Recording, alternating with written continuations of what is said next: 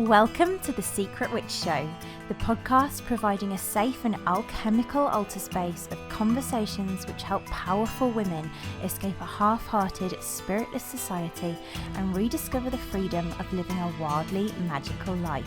Every other week, we explore how to cast aside the wounds of shame, guilt, and fear connected with fully being yourself, so you can grant yourself permission to stop hiding, ground soulfully back into your body, illuminate your whole soul desires, tend your soul, rediscover and reclaim your powerful gifts, express your magic, and manifest your wildest alchemy. There's no better place to become who your heart longs to be. This is where we will guide you into liberation. I'm your host, Nicole Barton, and I'm so excited to dive in.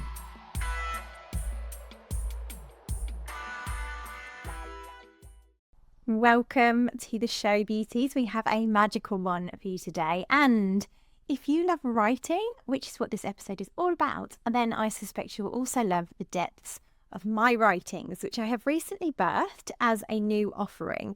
If you want the witchy medicine straight to your inbox at new and full moon, then you might like our Moon Apothecary Love Letters from the Witch, which is a twice moonly email for the secret witch remembering her magic, filled with archetypal witchy remedies for your healing and discovery of your gifts. It's totally free, and you can sign up at nicolebarton.co.uk/moonlit apothecary. On The Secret Witch Show today, though, our guest is Nicola Humber. Nicola is the author of 4 transformational books, including Unbound Writing and the Abundant Author Playbook, and the founder of Unbound Press, a soul-led publishing imprint for unbound women.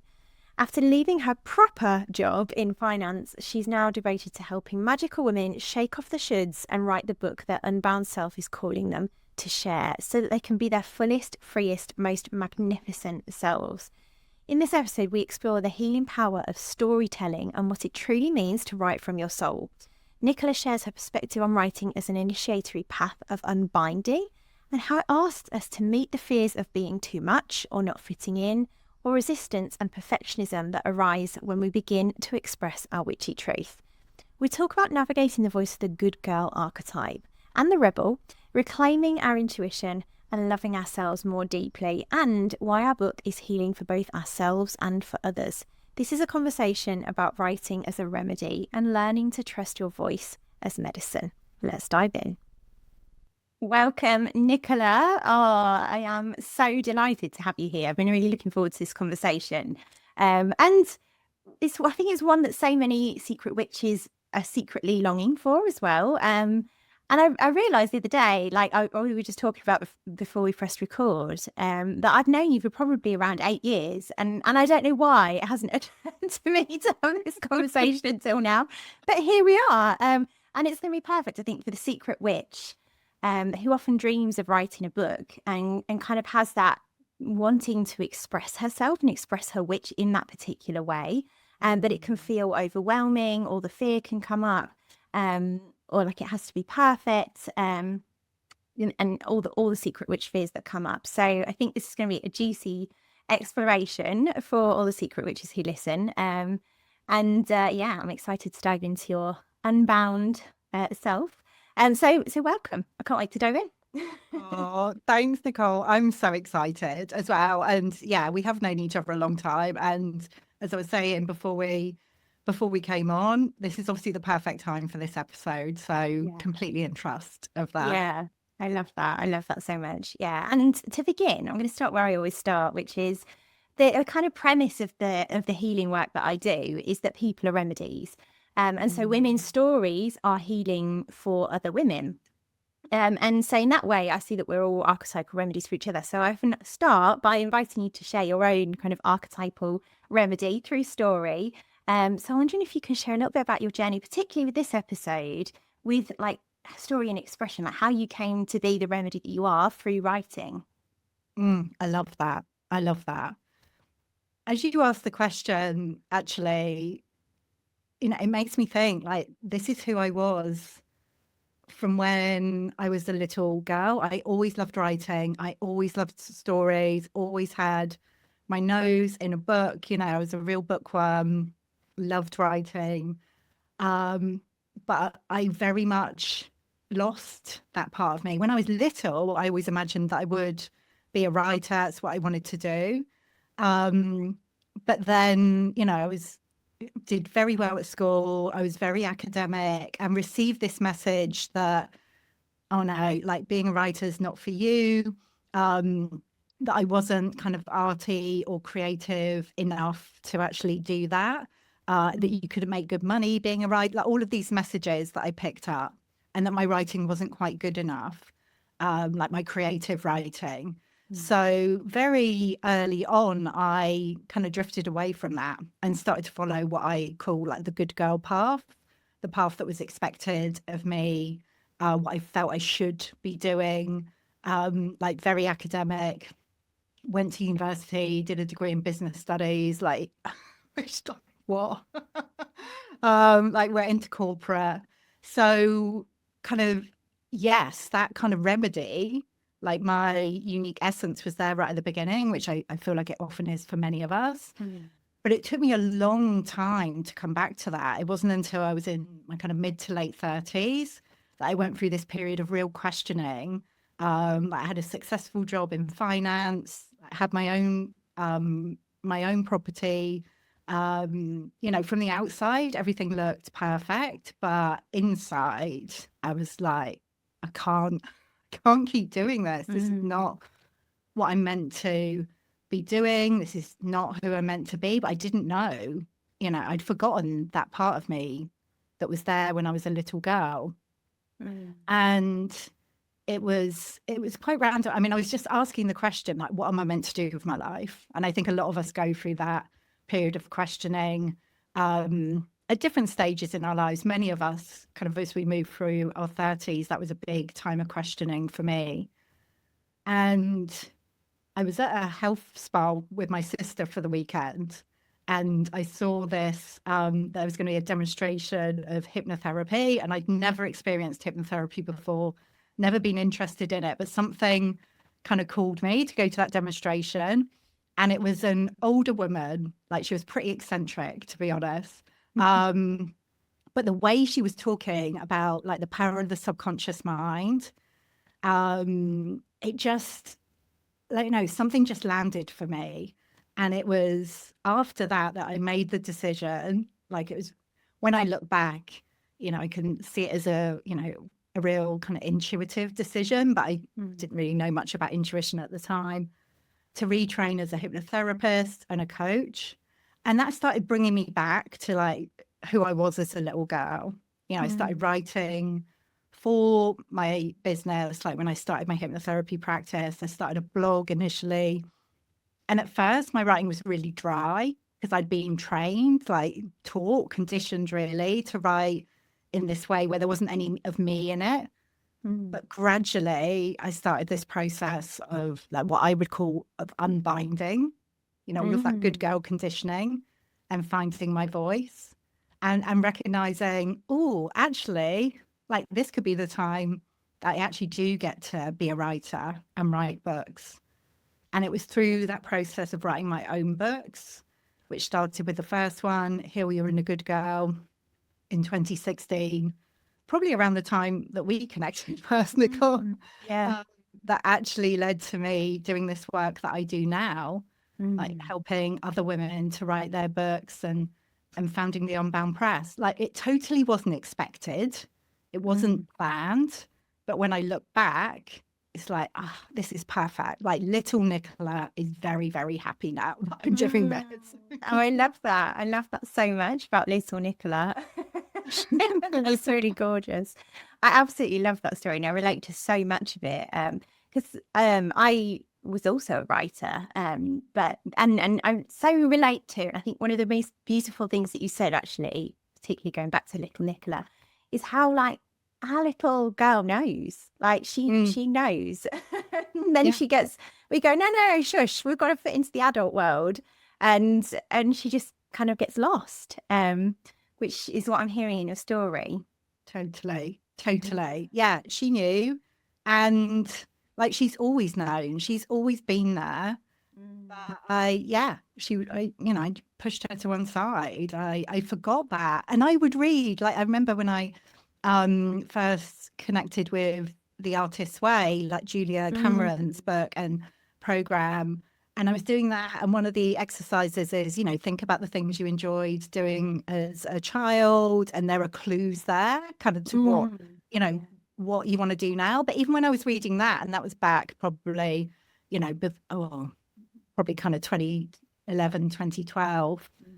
And I was like, I couldn't see it even then. I remembered that I loved writing and books, but still at that point, it just didn't feel like it was possible for me at all. I love that. Yeah, because I think that's something that often the secret witch feels when she kind of first starts to open to magic. There's that sense of like, oh, something here feels really juicy and I really want it, like almost that intuitive kind of following of the thread that you described. And then all the fear comes in. Yeah, I'm just feeling where to go because there's so many different threads that I could pull here. And I'm wondering if the fear might be the first place to go, because I sense them from what I know of your work, there's that kind of good girl archetype, which I sense is tied into the fear. So I wonder if we go there first and you can tell us a little bit about the good girl archetype and how she shows up in fear, maybe. It's interesting because I feel like often the fear, like sometimes the fear can be really palpable, but often it's not. Like it's really sneaky and really subtle, and we don't even realize we're in fear. I think that's been my story a lot of the time. And, the good girl, all she wants to do, she wants to please others, get it right, whatever that means, fit in. And I think actually that was the piece that maybe was biggest for me, like the fitting in. Because I couldn't see examples of other people in my life who were like following a creative path, even though there was a lot of creativity in my family in different ways. Like my granddad was an amazing, painter and drawer. My dad was very creative, but, he'd suppressed that. But, that's what I saw, I guess, like the suppression. Almost like, I was going to say, like creativity in a kind of mundane, acceptable, fitting into the box kind of way, rather than like, I'm a witch and I'm going to write. No, exactly. That wasn't there. That wasn't there. And again, a lot of magic in my family, but very, very suppressed. When I look now, I can see it, but I did not see that as I was. I'm curious how you did see it as you were in that moment, if it didn't feel like fear, because I think that's a really valid point. Like often when we're in fear, it doesn't really, we don't know. No. Like that's something I think that can come up for the secret witch. So she, to me, fear would show up as perfectionism or people pleasing or even burnout. These different ways that fear kind of manifests more physically or emotionally. So I'm curious how it showed up for you, or how you see it show up with women who are here to be unbound.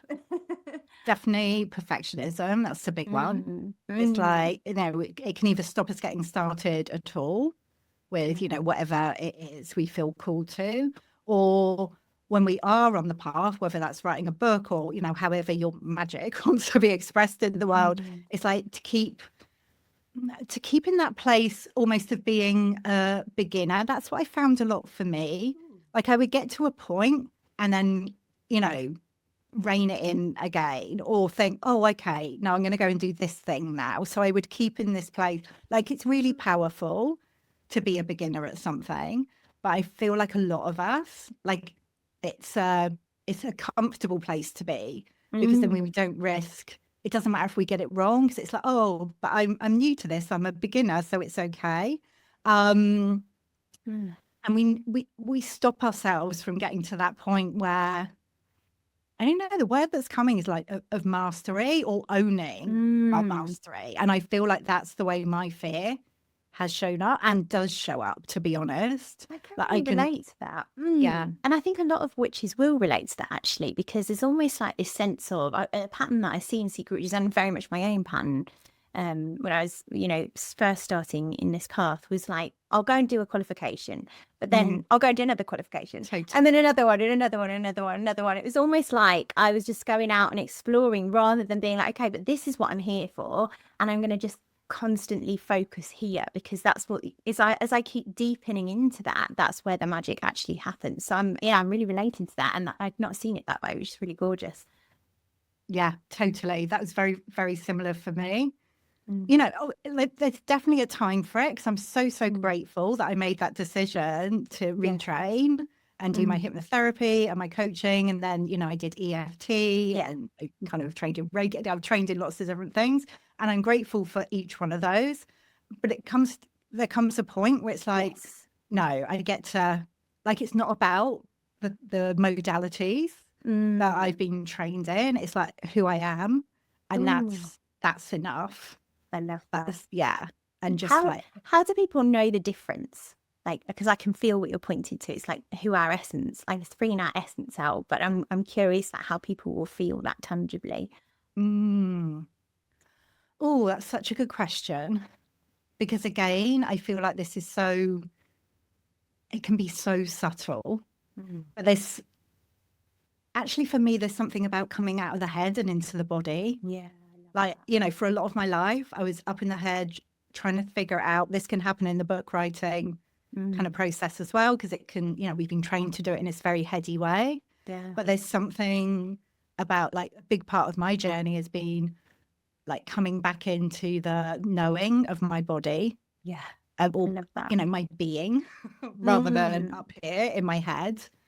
And I know, like, I can feel that when I'm grounded, you know, connected with my Mm. full self, rather than, you know, when I'm just up in my head, that can feel like overwhelm, self-doubt. That's when the perfectionism Mm. creeps in, the Yeah. questioning. Yeah, I love When, that so much. What mm, I'm just pondering is that the kind of fear and the patterns that we talked about, like the perfectionism and the people pleasing, often those are almost like a trauma response. And mhm. so it's almost like, or as you just said about coming back into the body, it's almost like there's that process, isn't there, of um coming to like hold ourselves and love ourselves in that trauma and meet ourselves in the body in trauma, and kind of unfreeze. I Yeah. wonder if you can speak a little bit to that and your kind of unbinding process, I guess, as you called it, and whether that kind of is part of that. That's a really great question, because, like, you know, just reflecting on that as you're asking it, like, what comes up for me is compassion and acceptance. Mm. Like, even the book Heal You're in a Good Girl, it's not like it's healing you're in, it's being with her. It's not like, oh, like, I'm so over the inner good girl. Like, it's like, no, like, what an amazing job she's done. And it's really taking her with you on the journey to becoming more unbound. It's not about leaving her behind. And that's Mm. always been my path. It's like moving into, well, actually, in the second book that I wrote, Unbound, I talk about this practice of deep agreement. And it's like, when I'm feeling any kind of fear or doubt or whatever's coming up, I don't always remember to do this, by the way. But ideally, it's about, rather than pushing that away or trying to change it, it's like coming into connection with it, like that part or that sensation. And it's like, okay, you know, just being with and being in this place of compassion and love, and just like, the closer I can get to those parts of me, Mm. the more I can be present with them. Mm. I love that. They start to Yeah. shift quite Yeah. naturally. And that's, you know, very much how I hold space for the writing process. Like, if something's coming up, it's not like, oh, it's a block, you know, we've got to Mm. kind of smash this. And it's Yeah. like, oh no, there's something here. Like, you know, how amazing this is coming up. It's all I perfect. love Let's, that. Yeah, you know, I am so on board with that. That's really resonant of the way that I feels healing, true healing, if you like. yeah, So it's exactly. so often taught, you know, feel the fear and do it anyway. And it's like, no, the fear's got information in it. Like, let's see what's there Yes. and love ourselves through it. So I absolutely love that. So I'm hearing that the unbound, becoming an unbound woman, is about loving ourselves. So that we can be free. Is that is that what you're saying? Yeah, it Mm. is. It Mm. is. It's not about becoming something, like, this took me a long time to realize. it's not about becoming some other person. Yeah. It's about becoming more fully like who we are, like who, Yeah. you know, who we've always been here to be. Mm. And that acceptance piece, like what I've recognized over the years, and again, this has been a long journey and obviously it's ongoing, is the parts of me that I've judged the most in the past are actually like, that's where the magic is. Yeah, I love that. Do you have an example of that? It's interesting. Like I always, there's a couple of things that come up. But what is most present? Actually, something that's come up for me, and it also comes up with a lot of the women that I work with, is I always felt, well, it's interesting, that was kind of like taking a while to get to this, because I've always felt, oh, that wasn't very clear. Like I spent a long time not wanting to speak up, like feeling very shy, and like, I would always hold back from speaking unless I was in, like, you know, with very close friends or family. Yeah. And for a long time in my business, it was like, you're just waffly and unclear. And, you know, I would really judge myself and my voice, that it wasn't powerful enough. It wasn't clear enough. Yeah, you're not really making sense. And it was only through having it reflected back to me that, you know, what I was saying was really landing with people and was clear and, you know, was powerful, that I've actually come to like trust that in myself. And I hear it a lot with the women I speak to. Like I'll be having a conversation with someone, she'll go, oh, sorry, I'm waffling. You know, there's something about being too much as well there. It's like we get to a point, you know, and I guess it's the fear piece that kicks in. And it's like, oh, no, I'm taking up too much space. Yeah. And actually, yeah. So that's a part of me that I judged for the longest time, like the way I express myself. And actually now I've come to, even at times when, you know, I might be on a call or do an interview or something like this, and afterwards think, oh, I didn't express myself as clearly as I'd like to. I still trust that actually what came through was exactly what was meant to come through. Yeah, I absolutely see that. I often, somebody once described this to me as like an unconscious competence, which I often point out for the women that I work with. Like, I think we have these deep gifts that are just so unconscious because they're almost like second nature to us. And therefore we can't see them. It's like, it's so obvious that we just can't see it ourselves. And I have my own recollection of that. I think what we're talking to there is brilliance, because I was similar to you. Like, even though I was a writer, there was this sense of like, oh, I can't articulate things, and then everybody was just like reflecting back. Well, no, you actually articulate things really brilliant now. Like, oh, okay, nice, thank you. But well, okay, fine. It's the same with my power. Everyone's like, oh, you create so much, and of course I'm there like, oh, I barely get anything done. How is this? I know, but that's why community is so important. Yeah. You know, because we need to have this reflected back to us. And obviously we get to reflect other people's magic back to them.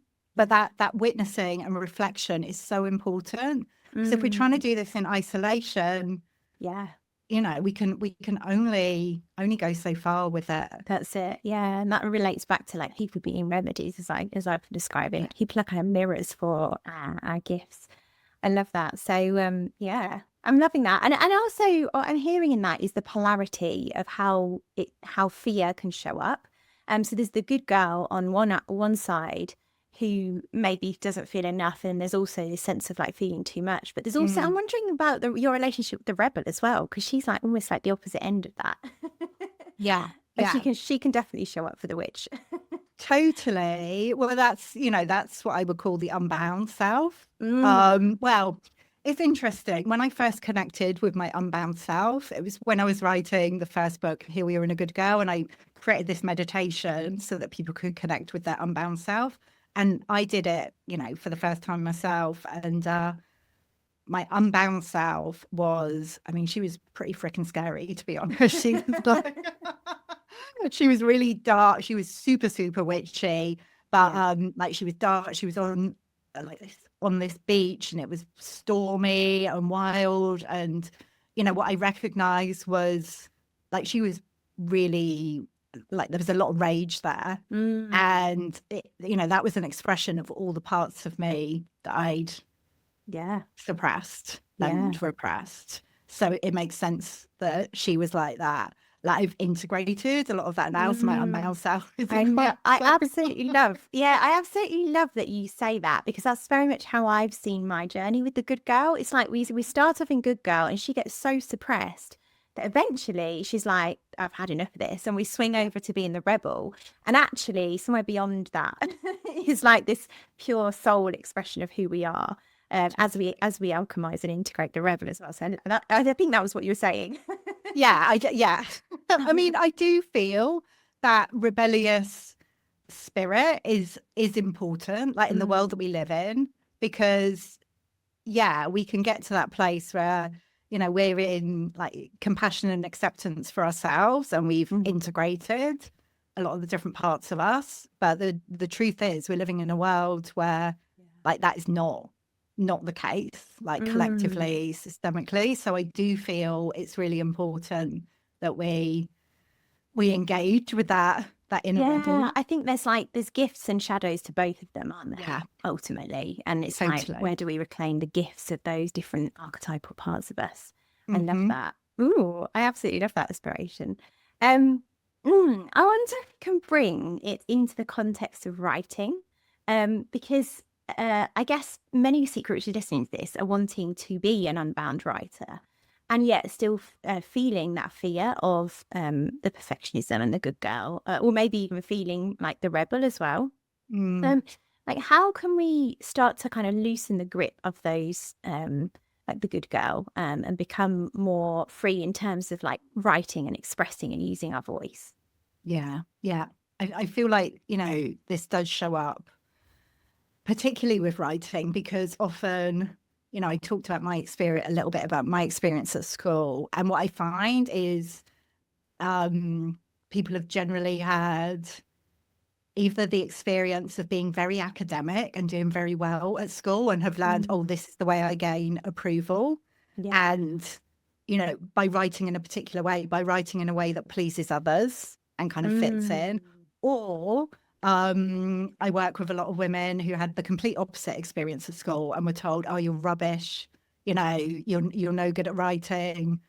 Maybe they were dyslexic or, neurodivergent in some way. And, they really struggled with this at school and throughout their lives. So when we come, the idea of writing a book can feel literally terrifying, because either it's like, I'm gonna, like, I won't fit in anymore if I do this, or like there's no way I could do this anyway.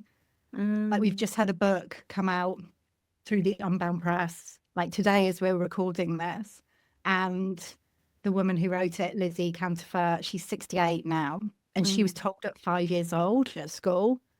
I can't remember what the exact words were, but basically a teacher told her she was rubbish at writing, literally. And she said, like, this is the first time in her life that she feels like fully like herself, because she's been able to create this most beautiful book, The Nightingale Who Lost Her Song, which is just a stunning story. But, that's from the age of 5 to 68, because, there were all these fears, and she just didn't identify with somebody who could write a book. She didn't feel it was possible for her. How healing that is. That's absolutely gorgeous. It is. And also, like, we shouldn't have to wait until we're, in our, 40s, 50s, 60s in order to have that experience. So I think because writing, we've been taught often to do it in a very particular way, whether that's at school, in the academic world, or in the working environment. Like when it comes to writing a book where we get to express our magic, like our unique medicine, that can feel super edgy. Yeah. Yeah, it's just the witch wounds coming to mind as well. The Hmm. sense of like we're going to be burnt at the stake if we share our magic through any means. But writing is obviously in paper, like it's Totally. It's a physical object, you know, and once it's out there, like we don't know where it's going. Yeah. I don't want to freak people out even more. But you know, that's a magical thing because your book Yeah. gets to go out and connect with your people, and into the homes of people, onto their bookshelves, onto their bedside tables. Amazing, but also that can feel risky because Yeah. you know whose It's house very is it gonna get into? tangible. It's very tangible. And I think that's something the Secret Witch can really hit up against is often there's this sense of like, okay, I can do the work for myself. I can, you know, be in the background trying to understand and discover myself. But when it comes to taking that aligned action to actually birth something into the world, there is an expression of our soul. I think that can really feel edgy as well. I'm wondering if you have anything to add about that. Yeah, yeah. But this is what I love about books, like that very thing, because a lot of the women that I work with, and you know, a lot of secret witches, I'm sure, like you know, our magic is by its nature intangible and can feel hard to put into words. Yeah. But when we, you know, allow ourselves to go on the journey to do that, we actually get to kind of really land something, like anchor a piece of our magic into the world in this really tangible way. So yes, like it can feel challenging and all of our stuff can come up. But it's a way of expressing our unique magic in the world, which I feel is quite unique. Like to actually end up with a physical object that like encapsulate at least a piece of your magic. Like you can't fit it all into one book. Is, you know, that's what I love about it. And actually being able to get to that completion point. You know, for a lot of projects that we work on, we never get to that point where it's like, oh, okay, this is like, you can really feel the completeness of it. That in itself, in my experience, and working with like so many authors over the past few years, like a lot gets activated in that process of completion. It kind of clears the way for whatever wants to come next. Yeah, I work with a lot of secret witches to express their medicine in lots of different ways. And so whether that's through offerings that they're in their healing business or, you know, something, you know, whatever it is. And I can really feel what you've just shared there around that tangibility, which is really beautiful. There's something I wanted to ask actually, because we talked about this briefly before we jumped on, and I think you mentioned it just, is this sense of like, I'm wondering like how you see the book as a way of like people expressing their gifts, and also as well as that, like is because I feel the sense of what your work is here as well is about like healing ourselves through the process of writing. So I'm wondering if you can speak a bit to those two things. Yeah, I really see the process of writing a book as a healing and transformational journey in itself. I mean, I love books, obviously. I always say like the book is really like it's really important. It's super important, and also kind of not important at all because it's the journey that you go on, which is like the most powerful thing. So it's like being able to hold those two and allow yourself to go on the journey with it. And really like being able to express your magic through a book. Like for me, a lot of it is to do with our story, like allowing, like trusting our story and the uniqueness of that, even if it's not some big, you know, rags to riches story or whatever it is. It's like those little moments in our lives, those little turning points, like when we can weave those in, and really come into deeper connection with our own story, like that's a really magical thing as well. I absolutely love that because I talk a lot about, again, coming back to the people of remedies piece. And the way that I see things is that almost like our core wound is our gift. And so what I'm hearing you say in that is like as we share and express our story, which you could say is like an archetype, Yeah, an archetypal story, like it's serving medicine for Yeah. those who are like us. There's a universal law that is kind of the foundation of everything I teach, which is like yours like. Which means essentially that whatever we share, if somebody resonates with that, becomes a remedy or a mirror for them to then enter their own healing. And so it's almost like the book is like a living, breathing remedy in the same way that people are. Totally. I often say, like, your book is like a portal, and it's a portal for you as the author. Like, as you're writing, you're like creating this portal for yourself. You have this portal experience. Like, you probably won't know. You might think you know what you're stepping into as you're writing your book, but very often we're surprised by that.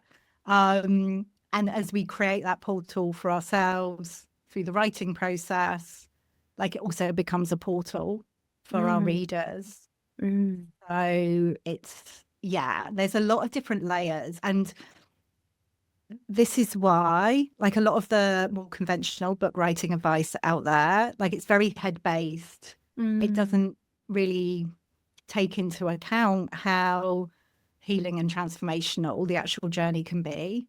Yeah, the alchemy of book writing. Totally. Yeah, it's an alchemical process. Yeah. And often, at the beginning of the journey, we can feel like we're, pretty clear on what our book is going to be. But pretty much always, I would say, we're called to go deeper with whatever it is we're writing about, and things will start to show up in our lives and in our work where, we're invited to go to deeper layers. I absolutely love that. Yeah. I was saying this to someone else the other day. Like, there's nothing like being in our soul work to give us the material for our liberation. 100%. And it's like, I always often think, we often see in kind of almost like and it's something I've done myself, like the kind of woo light path, if you like, where we like, I'm going to create this, and we set our vision, we create our vision board, and we have no idea of what is required for us to actually journey with to be able to bring that into the world. I know. And it's like, we set these intentions without realizing that sometimes it's going to be what could be called like a healing response, to be able for us to reclaim the gold, to be able to actually serve it. That's very much been a part of my own journey. I wonder if you see that through the process of the book. So much. And, I can talk about it and remind myself about it as much as I like, but like, I still forget this. Like, I just recently released my 4th book, the Abundant Author Playbook. And like, for me, it felt like, oh, this is going to be like quite simple and light, but no. No. I can imagine. Yeah, I can imagine with that. I love it though. But yeah, I always say every time I serve like a remedy within our, like, say, in our membership, I'll serve the remedy, and I've started to be like, oh God, what's going to happen now? I know. I've committed to this, and now what's going to happen? And it rips me apart every time. I know. I knew this was going to happen, and I know. It's like, oh, not again. Yeah, maybe this time I'd get away with it. No. Yeah, like, exactly. I'm serving phosphorus at the moment, which is the archetype of like what's on the end of a match, so that burns everything down. So I was like, oh my God, great, this is going to be fun. It's literally ripped my life apart. So I was like, I've been journeying with you, phosphorus, since I was 10. Like, could you not go me some slack? No, like, have I not done enough? Yeah. Thank you very much. I love that though. It's just a real process of alchemy. Yes. And so in that way, I'm hearing that the process of writing really is like a healing process. It's almost like twofold.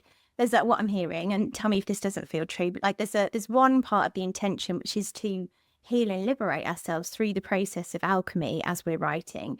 And also, I suspect, and I don't know if this is true, but like many of secret witches who are here to be healers, and will have some kind of unique point of view that's grounded in what they've learned as they've journeyed with that core wound, that they're here to express. So some kind of point of view.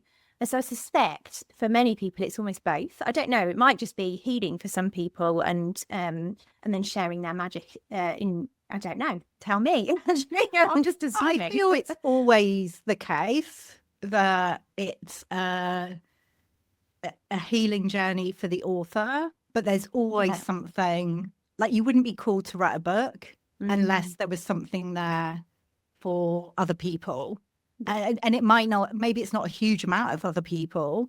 And I feel like often maybe not often, but sometimes with these books, particularly some of the books that we work with at the Unbound Press, sometimes like they're quite ahead of their time in a way. Like maybe there aren't many people who are ready for this medicine yet. Yes. But there is always something there for like the reader. Yeah. Like otherwise you wouldn't feel the call to write a book. I often say like, the call to write a book, it's not an accident. Sometimes people think, oh, okay, I really feel that I need and want to do this, but who am I to do this? Will anyone want to read it? It's like, not everyone feels this. So if you're feeling it, there's a reason. There is a book that wants to come through you. And yes, there will be so much medicine there for you, but it's a book. So it's for other people as well. Otherwise you'd be called to something else. Yeah, no, I completely agree with that. It's like we wouldn't feel the call at all if we weren't meant to. No, you wouldn't. Go, oh, I think I'm really drawn to the witch, but no, it's not. I don't think it's like probably is. Otherwise you probably wouldn't have felt it at all. Exactly. It's that process. This is all, I guess a lot of what we're talking about here is like learning to trust ourselves, which again is something that, many of us have lost that ability, or, haven't had that for a lot of our lives. I know I didn't. I would kind of question and doubt myself and kind of recognizing, no, if something's present for me, like there's a reason for that. And if I don't feel that I want to do this thing, like if I'm getting a no, like trusting that, like trusting my no's and trusting my yeses, whereas in the past I would have questioned that a lot.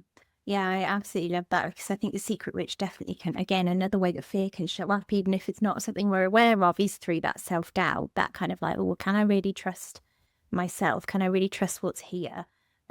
So yeah, I really feel that. And we're essentially talking to fear again, in that sense of like we have a slight opening to like, oh yeah, maybe there's something exciting here. Like I feel really called to it, and then it's like, nope, all the fear comes in, and we shut it back down. Like, can I really do this? Who am I to do this? Am I going to be too much? Am I going to be outcast? Yeah, absolutely. Yeah, I'm just feeling into where else I wanted to go with that, because there's just so much I could explore. And there are a couple of questions as well from the community.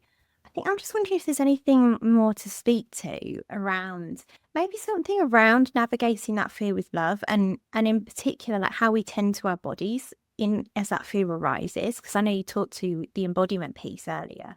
Do you have any kind of advice on that? Particularly during the writing process.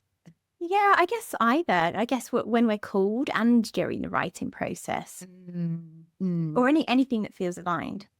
Yeah, to you as I asked that question. Well, what's coming up is, and this is a big piece of how I hold space, of how I write personally and how I hold space for it. It's like if something's coming up, like if I notice some kind of fear or doubt or frustration or whatever it is coming up, as I'm writing, it's like rather than like just trying to push past that and ignore, like push it to one side, it's like really bring it to the page. This is a practice that I invite authors to do. So, if there is something coming up around, oh, am I being too much? Am I expressing myself clearly enough? Will I be kind of ostracized for sharing this? Like bringing it to the page, like writing about that. As I'm writing this, I notice like this fear, like that you might not understand me, like speaking directly to the reader, or you might judge me, like bringing it to the page. So that takes, it has a couple of effects. One, that it shifts things for us as the author, because rather than just going, oh no, I'm going to push that over there, it's like, no, I'm inviting it in, I'm coming closer to that. And also it creates a sense of deeper connection with the reader, because they will resonate with that. They probably had the same kind of fear or doubt coming up. Like they will get it. And that can feel, we have to be in a place of kind of connection, presence with our body in order to recognize that as it's coming up. Yeah. And this is why, when I talk about writing a book, it's not just doing it like from the head up, like it's a Yeah. full body experience. So Yeah. anything that we can do when we come to our writing to like bring ourselves back into the body, for it to be, whether that's like going for a walk beforehand or dancing or whatever it is, like reminding ourselves this isn't just about kind of my logical Yeah. mind. It's a whole body Yeah. experience. I absolutely love that. And I think the body is so much more vital than we often think that it Totally. is. And the reason I feel that is because for me, I very much kind of floated around for a little bit in spiritual understanding. I was like, yeah, it's all great. It's just thought, it doesn't matter. And then kind of landed through giving birth to my child, like back in the body and being like, oh, hang on, the body does actually matter. And my soul is in my body, so I probably should spend a little bit more time in here. Yeah, it's a reason. We've come here to have this physical Exactly. experience in our body. Exactly. So, yeah. Yeah. So yeah, we and often we do kind of numb and suppress the things that are there. So like the more that we can become intimate with them, which is that's a beautiful practice that you kind of invite there, is to like really feel into our bodies and then write what's coming up for us. It's like a really gorgeous way of going deeper into that. I love that.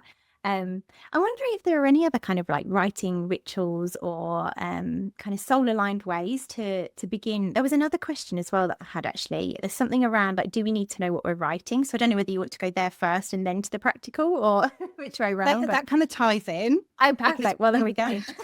So thank you. So unrelated. Because no, we don't need to know. I mean, it's likely there will be some kind of idea, but again, more traditional, conventional book writing approach is, you have it all mapped out. You have to kind of write an outline of your book before you even get started and know exactly what you're going to include in each of your chapters. And it's like, I mean, you can try and do that if you like, but in my experience, like sometimes that can kill the magic. Yeah. And even, I've had many conversations with authors who've been through that process and then they just like, actually, I don't even feel like I want to write the book now.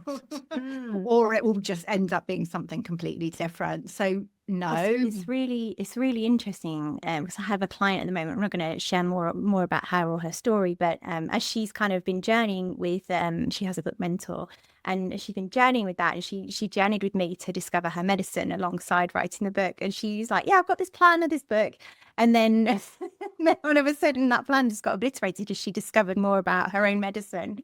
And it's like, oh, this isn't quite what I was expecting, but she loved it. Like she was here for it. But it's like, I totally relate to what you're saying there. Yeah. Totally. Because, our book will take us on a journey. Yeah. So, I mean, like I said, you will have some kind of idea, probably, of the general area that you're going to be focusing on in the book. And that's all good. Like you don't need, like if you feel the call, my advice would be to like begin the writing process and come to the page and just be in this, allow yourself to be in this place of exploration, like what is wanting to come through.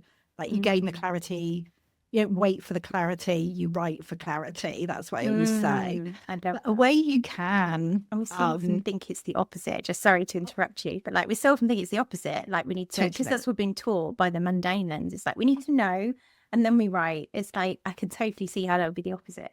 It's the same with everything, I think. Like that's how we learn through the doing. But a way you can kind of connect more with like what's wanting to come through you. I have this practice, this process. It's like connecting with the essence of your book, the spirit of your book, the energy of your book, whatever you want to call it. Like your book has this energy of its own, so it gets to be your co-creative partner on the journey. So I have this meditation, like visualization, where you get to connect with the essence of your book and see, like very often it will have some kind of guidance for you. And then you come into partnership with your book. So a lot of clarity can drop in there. And not just at the beginning, like throughout the process, you get to check in with the essence of your book and say, what am I meant to be doing here? And it will let you know. I love that. I absolutely love that because, yeah, it really relates to the book as a remedy again. Like I've talked about people having their own inner apothecary, but also the apothecary remedies being guides who can kind of, guide us along the journey. So it feels like the book itself is almost like one of those guides, Yes. which is really, really gorgeous. I love that. There's a couple of questions actually that were in the group that feel like they might relate here. So I'm just going to ask those if that's okay. The first one, they're quite similar actually, but that you might hold different things out of them. So the first one is how do we stay focused as I get an idea and just start writing without a plan, then get another one, so I have 7 books started and unfinished? Or is the journey of unbound writing to let go and not think about the end? Not sure if this makes sense. It does make sense. It Mm. does. And you're definitely not alone in that. Because, the writers that I work with are very often like multifaceted, have lots of different ideas on the go. It could be that all 7 of those ideas could weave together at some point. Like my experience of writing, particularly my second book, Unbound, which I started with, pretty much just with that word. It was about kind of walking the unbound path. And at times it felt like I was writing like 5 different books, but then it came together. What I realized there were like 5 principles of living unbound. So it could be that those ideas end up weaving together, or you like that, the practice that I've just recommended, like connecting with the essence of your book, you could do that and just ask like, which one wants to come first? Yeah. Like you get to choose. This can be a way also that fear shows up in a sneaky way. Like we're always like beginning new projects, new ideas, and not Yes. following them through.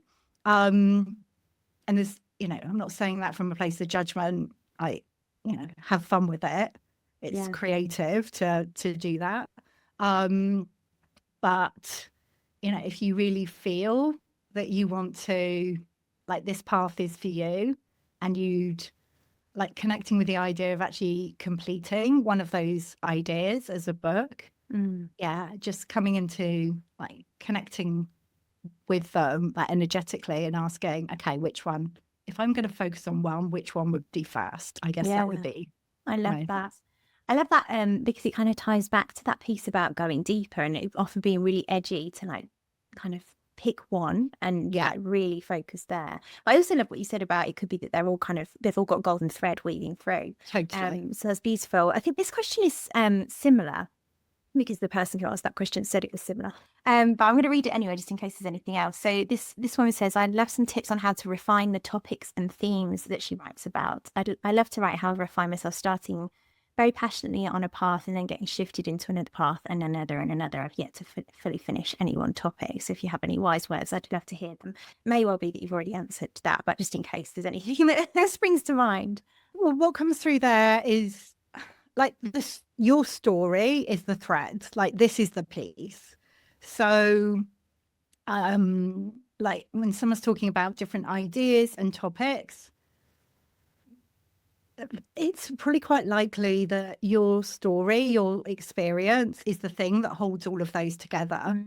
So is there that? And sometimes we can be like, and again, this is almost what we're taught to do, like focus on the information that we want to share, like, the different ideas and insights. And my invitation would be like, go to your story first and like allow that to be the golden thread that brings everything together. So is there a way that through the sharing of your story, you could weave in those different ideas? I love that. And it's just occurred to me that what you're speaking to there is the way that I would describe, like, what's our soul remedy? What's that one thing that kind of keeps coming back to us in life that we're here clearly to journey with and express to the world? Like mine is the witch.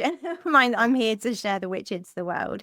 And it's like, I'm wondering if there's something around, like, almost like diving into what that, and it might not just be one thing, but like, is there something around diving into what that particular medicine is? Totally. And often it's very, not the witch is simple, but it's like, okay, that's very clear. And like my piece, I guess, is, that kind of being unbound, whether it's in relation to writing or life. Like I have that one word And that just brings everything together.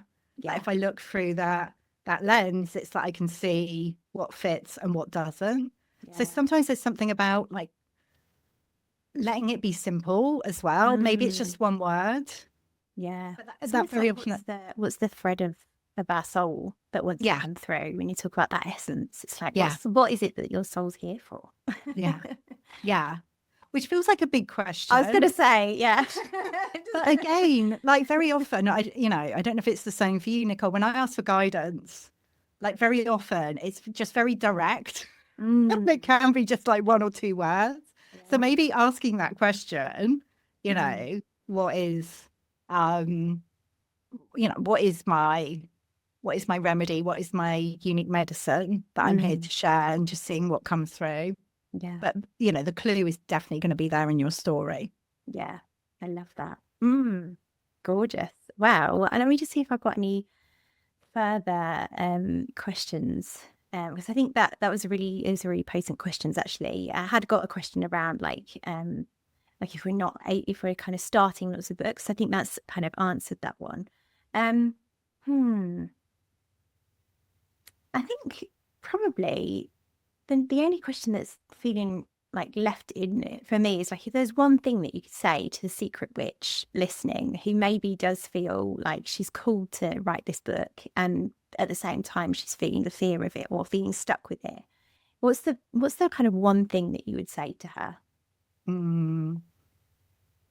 It would be reiterating that point that like it's not an accident that you're feeling the call. Like this is something that you're meant to do, but also that you get to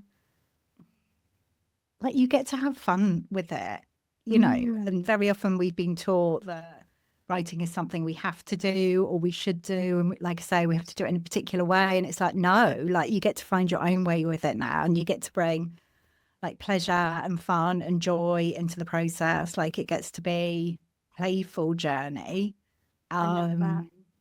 Yeah, I guess like coming back to the beginning, like little Nicola loved writing. It wasn't like, oh, I have to do this. She loved making up stories for herself. So like, is there a way you can bring that energy, like let your inner child out on the page? I love that so much. Oh, there's so much healing in that. I can just feel it. It's so gorgeous. And that kind of playfulness feels so liberating from a world where we live in shoulds.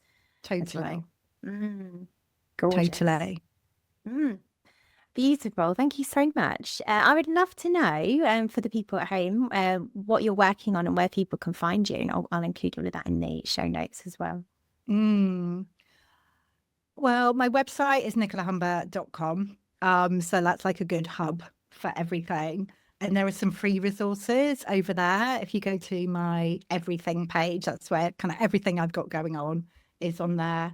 There's a connecting with your book meditation, a free meditation. So if someone was resonating with that, they can download that there. The main place I hang out on social media is Instagram. So I'm at Nicola Humber over there. And right now, I mean, it's really the season of the Abundant Author, because that's my latest book. So, and that's an archetype in itself. So really, really playing with that. But yeah, probably Instagram is the best place to kind of be connected and see what's going on. Thank you so much. I've loved that conversation. And it's just, I think it's going to be one that the secret witch absolutely loves. So really appreciating you for sharing your wisdom, and I'll share all of the magic in the show notes. Oh, thanks so much, Nicole. Thank you for inviting me. It's my pleasure. Claire, all about something very tangible, writing. Here are my takeaways. Unbound writing is about listening to the call of our unbound self. It's not about pushing or forcing words out, but attuning to a deeper voice within that already knows what wants to be expressed. Fear is part of the writing process. It will always show up when we start writing from our truth. A part of the practice is learning to write with the fear, not waiting for it to go away. We don't have to have it all figured out. One of the myths Nicola busts is that we don't need to have total clarity before we begin. In her words, we write our way into the book. It reveals itself as we go. The good girl archetype is often the one writing our first draft. Many women unconsciously write from a place of people-pleasing. Unbound writing invites a more truthful voice to come forwards. We're not just writing a book through the process, we're becoming more of who we are. The writing journey itself is an initiation, an unbinding from the layers that have kept our voice hidden. The most potent writing comes when we allow ourselves to be seen, when we stop hiding behind polished perfection and share the messy, raw parts of our story. It becomes medicine for us and for others. See you next time.